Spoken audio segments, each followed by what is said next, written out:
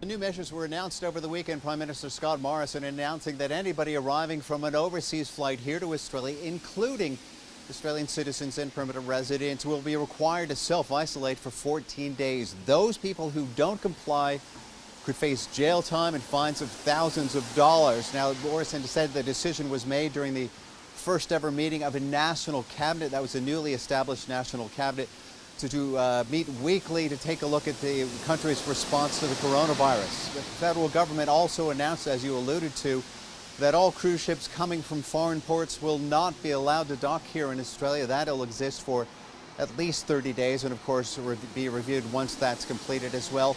And then the government's recommended ban on social gatherings of 500 people or more goes into effect today, although many states have made that an actual ban. And in fact, at this point, we're told that many public schools across the country do remain open. But of course, as we've talked about, this is a very fluid situation, and that will be reviewed in the coming days and weeks. All right, there are a lot of questions, though, about the first point that was made about the government requiring all people from arriving from international flights to self-quarantine, basically, such as what if you need to hop in a cab once your plane lands here to get home, or take a connecting domestic flight. And while there aren't a lot of answers, the Prime Minister did say, look, all of this is designed to flatten the curve, meaning try to slow the virus so that it doesn't overwhelm the country's healthcare system.